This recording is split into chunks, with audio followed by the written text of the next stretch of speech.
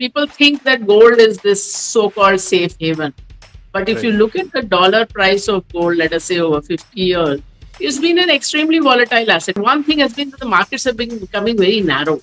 So it has been mostly tech which has been driving it all. If you go by X or the theories, there are all kinds of conspiracy theories about who's controlling Bitcoin.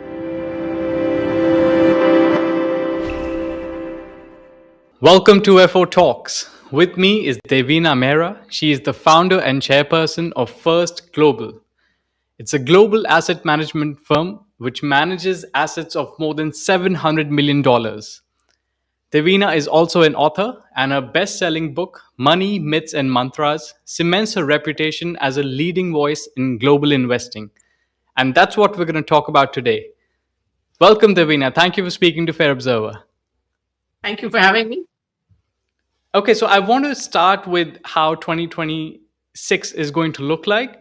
But for that, I need to give a little picture of 2025. It was a really unpredictable year. We had more wars, we had hotly contested elections, there were government changes all across Latin America. Donald Trump's tariffs really took a toll on the global economy.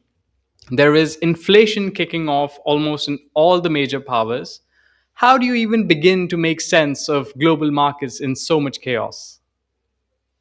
Well, I think the common factor in a lot of those things has been Trump and his actions. So I think when he came in a year ago, everybody thought you hold your breath for 4 years and it will pass. But he's changed enough things in 1 year for the world to be a bit topsy turvy. And of course, you are the geopolitical guys. I am not. But the fact is that he's dismantling the old order without your knowing what comes next. So that's really on more macro sense. Markets are different. So markets are not always related to geopolitics. I'll give you an example. 2022, when the Russia-Ukraine conflict started, on that day, I had made a video saying, yes, I mean, if you leave the human cost aside, the part that if you actually look at markets versus geopolitics, and we looked at every upheaval in the last 50 years, US bombing Libya, the two Gulf Wars, Afghanistan, 9/11,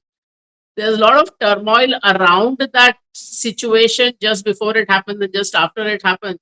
But 6 months later, 1 year later, the markets have forgotten about it. And it wasn't even a statistical thing because it happened every single time. So, other than the countries actually in conflict, it doesn't really, the markets kind of shrug it off. I'm talking the stock markets and things like that.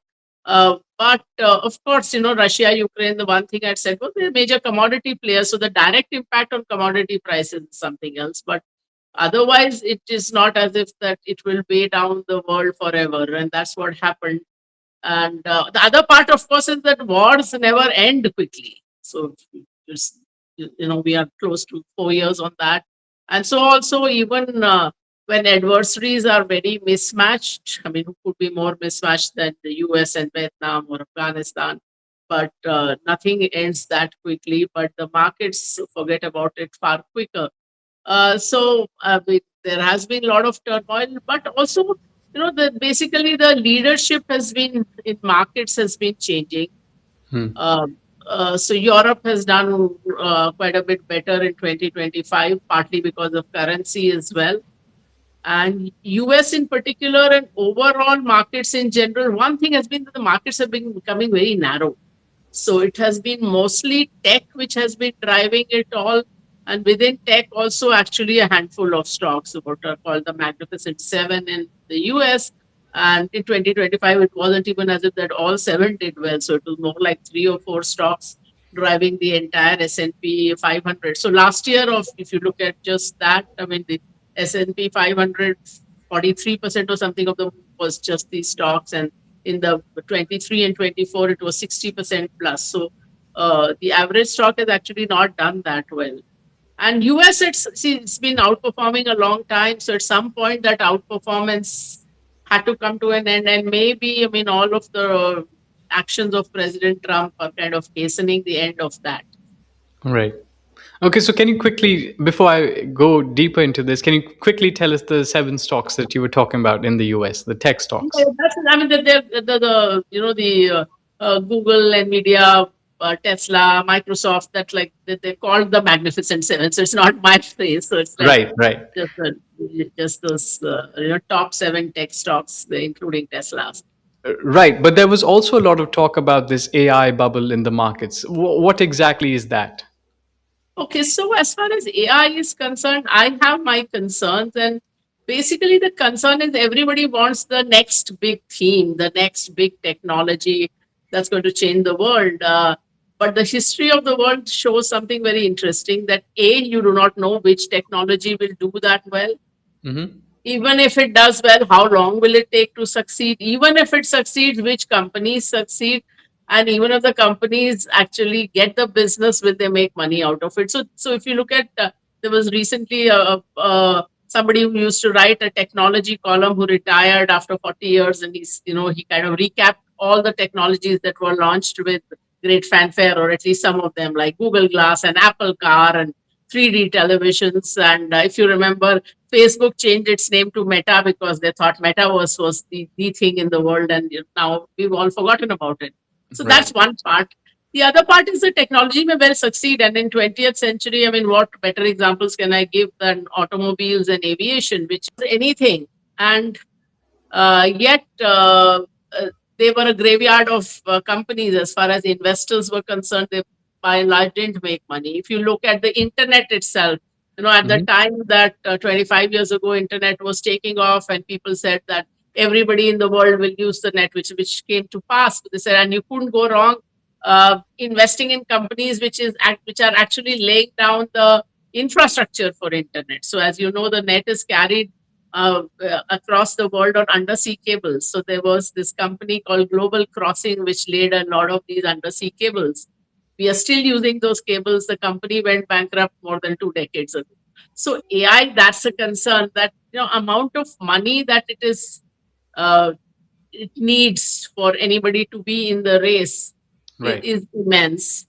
The people have been hired at like 100 million and $500 million salaries, or a one-person firm being acquired for that kind of sum. You have these data centers being put up, and what are data centers? A lot of land, lot of building, very fast depreciating equipment, and a lot of energy. But is it ever going to make money? During the time that there were school and college holidays, the usage of many of these the AI systems went down by 60-70%. So it's students using it for assignments. They're not a high paying population. Last I saw, OpenAI, even for every incremental user, the losses were going up. So even on the margin, they were not making money.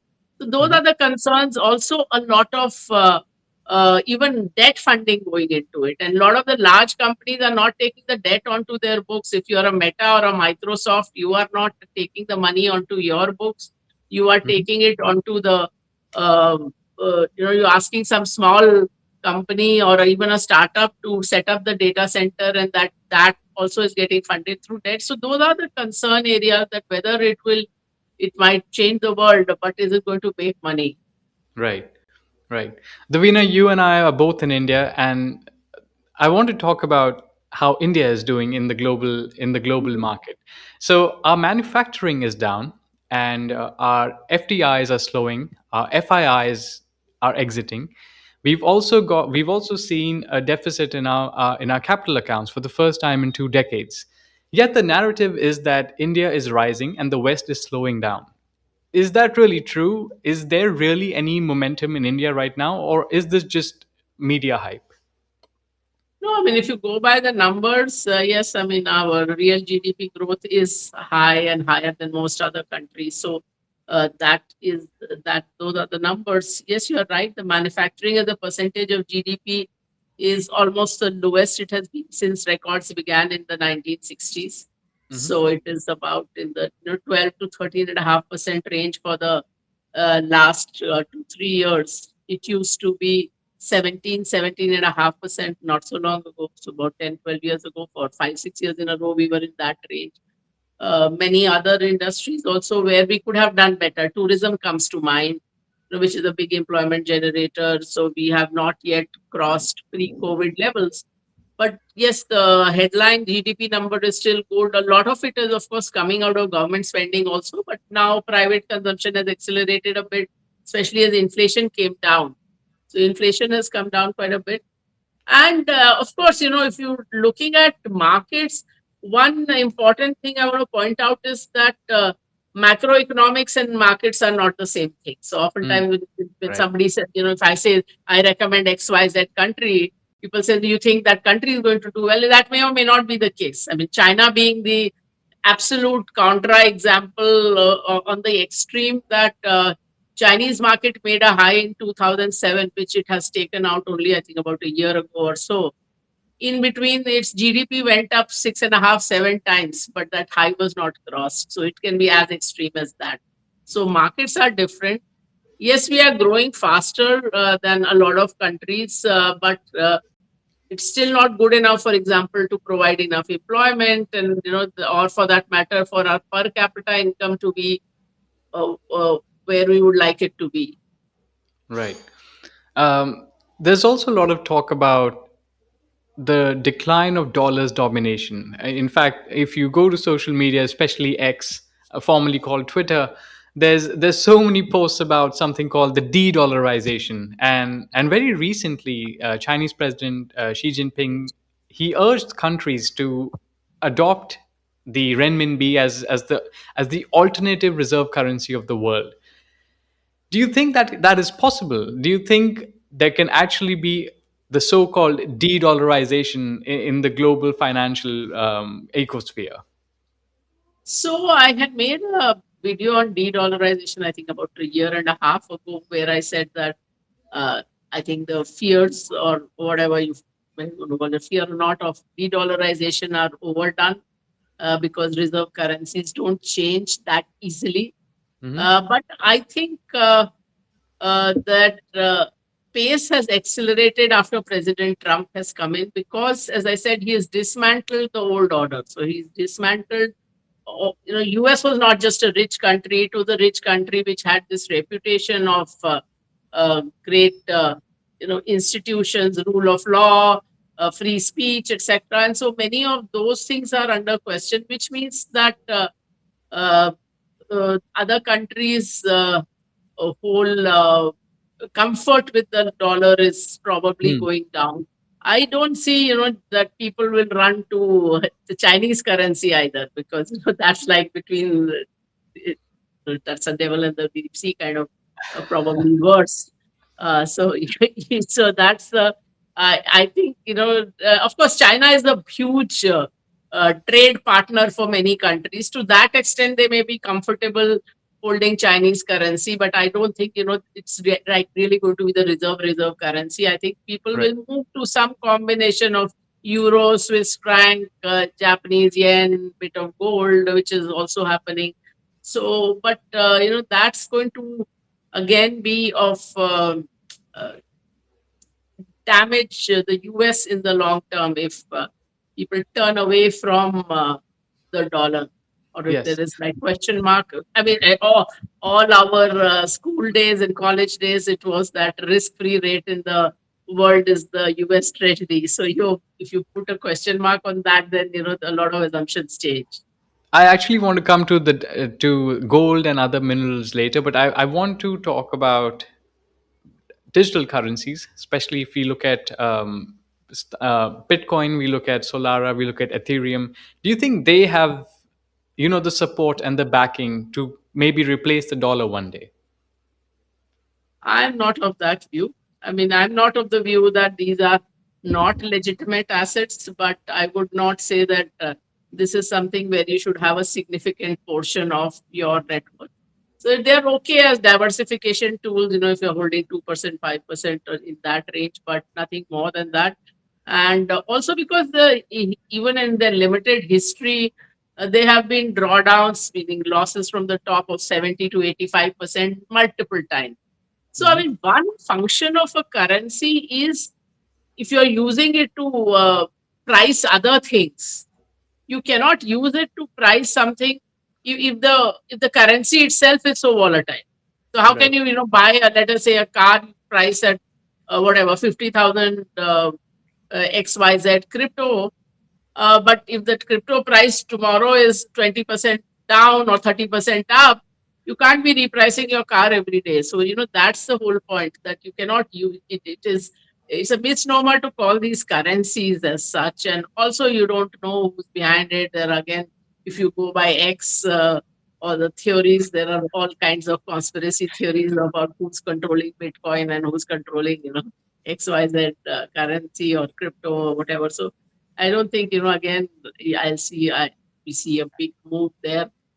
uh, that will still remain a bit around the edges kind of thing. Wonderful. Davina, why is gold and silver and other minerals actually, sorry, and metals as well, copper, palladium, why are all of these rising in 2026? Well, they've been very volatile in 2026. You can't say that they've been only one way rise. You've seen a 1 day move in gold and silver, which were crazy, almost 10% and almost 30% moves Mhm. down, and then of course some recovery from there. So what people forget is that people think that gold is this so-called safe haven. But if you Right. look at the dollar price of gold, let us say over 50 years, it's been an extremely volatile asset. If you actually calculate the volatility, it is more volatile than equities, which is Hmm. something people do not understand. And some time back, I had seen this headline saying gold has not seen such a rally since 1979. And I said, well, let's go forward from 1979. So 1980, gold made a high. And 19 years later, in 1999, it was still down 62% from that 1980 high. It took 27 whole years before it crossed that high, which was in 2007. And nor was this an aberration. From the next high, it fell again 40%. So Hmm. that's the nature of the beast. It is a volatile asset. It is not a safe haven. It is useful as a diversification tool in your asset allocation, but it is not something that will only go one way.